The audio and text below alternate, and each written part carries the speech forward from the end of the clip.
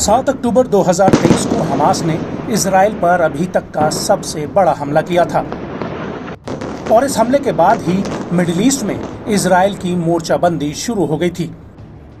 और इस कड़ी में लेबनान का हिजबुल्लाह सबसे आगे था। हिजबुल्लाह गाजा युद्ध की शुरुआत से ही हमास को बचाने के लिए कोशिशें कर रहा है ताकि इजरायली सेना का ध्यान गाजा से हटकर उत्तरी बॉर्डर पर आ जाए। लेकिन अब ऐसा लग रहा है कि इजराइल और हिजबुल्लाह जंग के मुहाने पर खड़े हुए हैं और दोनों के बीच कभी भी और किसी भी वक्त युद्ध की आग भड़क सकती है। वो इसलिए क्योंकि हिजबुल्लाह के हमलों में उत्तरी इजराइल वीरान हो चुका है।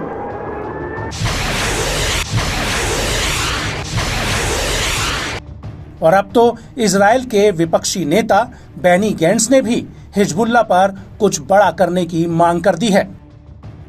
और अब इसी कड़ी में अमेरिका के एक अधिकारी ने ऐसा खुलासा किया है जो किसी भी सूरत में इजराइल के लिए अच्छा नहीं है। दरअसल वॉशिंगटन में मिडिल ईस्ट अमेरिका डायलॉग के दौरान इस अमेरिकी अधिकारी ने कहा कि अगर इजराइल और हिजबुल्लाह के बीच युद्ध होता है तो विनाशकारी और अप्रत्याशित परिणाम होंगे। उन्होंने कहा कि एक ऐसा विचार है कि युद्ध हो और हम हिजबुल्लाह की मिसाइलों का खात्मा कर दें और सब कुछ ठीक हो जाएगा। ये आसान नहीं है, इसका कोई जादुई इलाज नहीं है, दूसरे पक्ष को नष्ट नहीं किया जा सकता और युद्ध के अंत में इजराइल को इसकी भारी कीमत चुकानी होगी और वो अपने लक्ष्य को हासिल नहीं कर पाएगा।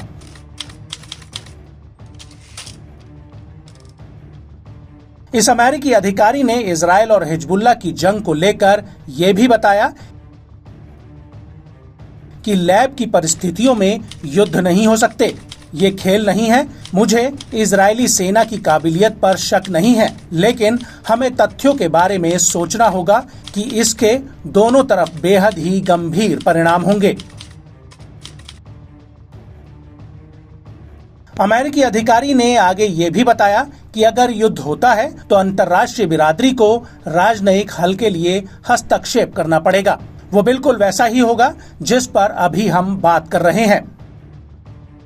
आपको बता दें कि ये पहली बार नहीं है जब किसी अमेरिकी अधिकारी ने हिजबुल्लाह के साथ जंग को लेकर इस तरह का बयान दिया हो जो इजराइल को रास न आए, बल्कि इससे पहले भी कई अमेरिकी अधिकारी नेतन्याहू को हिजबुल्लाह के साथ भिड़ने को लेकर आगाह कर चुके हैं।